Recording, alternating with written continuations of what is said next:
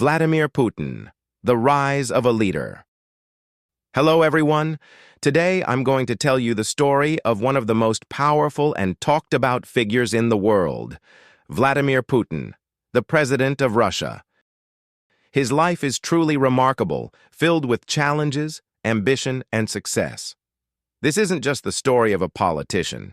It's the story of a young boy with big dreams who grew up to be one of the most influential leaders of our time. Sit back and relax as we explore Vladimir Putin's journey from a modest childhood to becoming one of the most powerful men in the world. This story will not only improve your English, but inspire you to believe in your own potential. Early life in Leningrad. Vladimir Vladimirovich Putin was born on October 7, 1952 in Leningrad, which is now known as St. Petersburg, Russia. He was the youngest of 3 children, but sadly his 2 older brothers passed away before he was born. As a result, he became the only child of his parents, Maria Ivanovna and Vladimir Spiridonovich Putin. His family lived in a small, cramped apartment in a communal flat. This was not like the apartments we are used to today.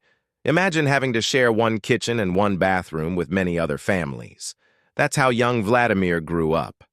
There was little privacy in these flats, and you might even have to wait your turn to use the toilet.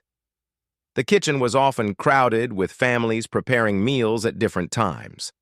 Sometimes the smell of food from other families would fill the apartment. Leningrad, where Putin was born, had been severely affected by World War II. The city had suffered greatly, and its residents were still recovering from the horrors of the war. Food was scarce, and life was hard. Putin's father had been injured during the war, while his mother worked hard to support the family. Despite the difficulties, Vladimir's parents were loving and strict. They taught him to work hard and never give up, no matter what obstacles he faced. Little did they know that their son would one day lead their country. A boy who learned to fight. Vladimir wasn't a large or strong child. In fact, he was small and skinny compared to the other boys in his neighborhood. Because of this, he was often bullied. But Vladimir wasn't the type of person to cry or run away. Instead, he decided to make himself stronger so that no one could pick on him again. At the age of 12, he began learning judo, a form of martial art. He trained every day, not just to win matches, but to build his confidence and discipline. Over time, he became very skilled and earned a black belt. Even today, Vladimir continues to practice judo, believing it taught him the value of staying calm and thinking clearly in difficult situations. While other children dreamed of becoming doctors or engineers, Vladimir had a unique goal. He wanted to be a spy. He was fascinated by the KGB, the Soviet Union's intelligence agency, and admired the work of secret agents. Becoming a KGB officer was no easy task. It required intelligence, discipline, and an excellent education. Vladimir knew this, so he focused on his studies. Though he wasn't an outstanding student at first, he worked hard to improve. He also learned German, which would later be useful in his career. Life in the communal flat wasn't easy, but Vladimir didn't mind. He was focused on his dream. Every morning, his mother would wake up early to prepare breakfast for the family. They lived simply, with meals like bread, butter, and tea. After school, Vladimir would help his mother with small chores around the apartment. Despite their modest means, Vladimir didn't care about luxury. His focus was on his dream of becoming a KGB officer. Pursuing his dream. After completing school, Vladimir was accepted into Leningrad State University, one of the best universities in the city. He studied law, knowing that this would help him achieve his goal of joining the KGB. At university, Vladimir wasn't the loud or outgoing student. He was quiet, focused, and hardworking. His professors took notice of his intelligence and strong work ethic. In 1975, he graduated and began his career as a KGB officer. His first assignment was in East Germany, where he worked as a secret agent during the Cold War. This was a time when the world was divided between the Soviet Union and the United States. Vladimir quietly gathered intelligence and learned about the world outside of Russia. He perfected his German and gained valuable experience in dealing with complex situations. Being a spy was difficult, but Vladimir loved the challenge. The skills he developed during this time would later help him as a leader. This period marked the beginning of Vladimir Putin's extraordinary journey from a small apartment in Leningrad to the prestigious halls of the KGB. A changing world. Vladimir Putin was doing well in the KGB, but in 1989, everything changed. The Berlin Wall fell, and soon after, the Soviet Union began to weaken. People were unhappy with the government, and life in Russia became increasingly difficult. Vladimir understood that the world was changing fast. In 1990, Putin left the KGB and returned to Leningrad. He decided to start a new chapter in his life. He didn't immediately jump into politics. Instead, he worked as an assistant at Leningrad State University, where he had studied. But an opportunity soon came his way. Anatoly Sobchak, the mayor of St. Petersburg. Petersburg needed someone trustworthy to work with him. Putin took the job and quickly became involved in politics. He wasn't yet a politician, but he learned fast. He worked behind the scenes, organizing projects and ensuring that the city ran smoothly. His ability to stay calm and handle difficult situations made him well respected. People began to trust him, and his loyalty to Sobchak only strengthened that trust. Rising through the ranks. In 1996, Sobchak lost his position as mayor. Many thought this would mark the end of Putin's career, but he didn't give up. He moved to Moscow, hoping to start fresh. In Moscow, Putin found work in the Russian government. Though he began with small jobs, his dedication impressed his superiors. In 1999, Boris Yeltsin, the president of Russia at the time, noticed Putin. Russia was going through a difficult period, with a weak economy and widespread corruption. Yeltsin needed someone reliable to help manage the country.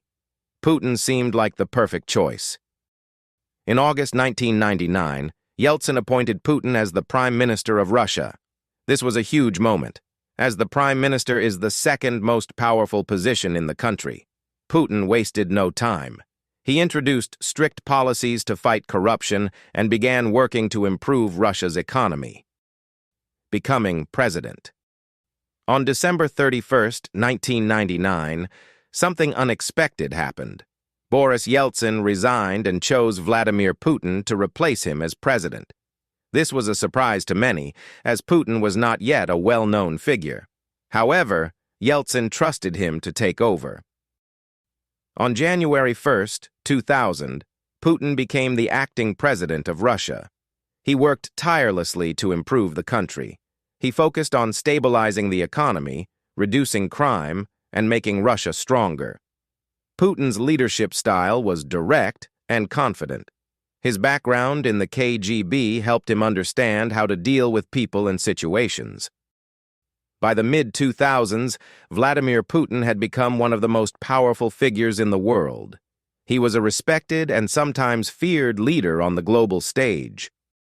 Putin's strongman image. Putin's rise to power brought wealth and luxury.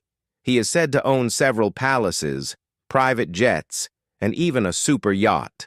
One of his most famous properties is a large mansion on the Black Sea, often referred to as Putin's Palace. He also has an impressive collection of expensive cars and watches. Despite his wealth, Putin keeps his personal life private. He is known for his strongman image.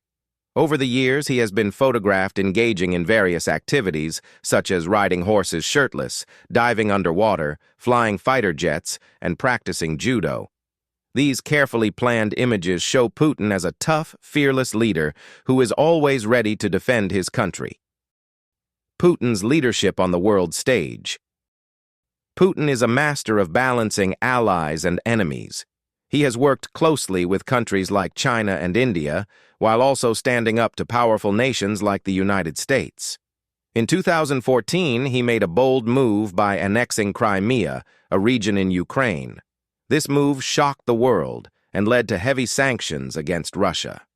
However, many Russians supported Putin's decision, believing it was necessary to protect their country's interests.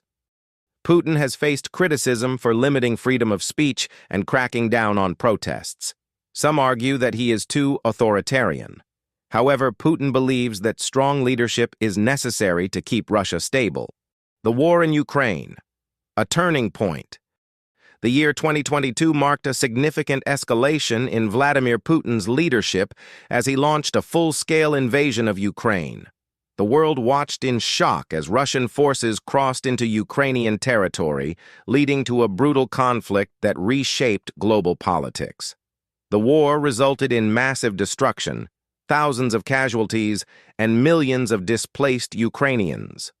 Western nations, led by the United States and NATO, imposed severe sanctions on Russia, isolating it from the global economy. Despite heavy resistance from Ukrainian forces led by President Volodymyr Zelensky, the war continued into 2023 and 2024. The conflict drained Russia's economy, led to political unrest, and forced Putin to rely on military alliances with China, Iran, and North Korea. The West provided billions in aid and advanced weaponry to Ukraine, making it difficult for Russia to achieve a decisive victory. The war reached a stalemate, with neither side able to claim complete control. A new chapter. Donald Trump's return in 2025. The United States presidential election of 2024 saw the return of Donald Trump to power. His victory signaled a shift in U.S. foreign policy, particularly regarding the war in Ukraine. Trump had always expressed skepticism about unlimited U.S. military aid to Ukraine and advocated for negotiations rather than prolonged conflict. His America First approach aimed to reduce U.S. involvement in foreign wars and focus on domestic priorities. As Trump assumed office in January 2025, he announced his intention to broker peace between Russia and Ukraine. His administration sought to end the war through diplomacy rather than continued military engagement. Trump reached out to Putin and Zelensky, proposing a peace summit to discuss a potential ceasefire and territorial agreements. The future of Putin and Russia. As the war subsided, Putin's political future became uncertain. The prolonged conflict had weakened his grip on power, with growing discontent among Russian elites and the public.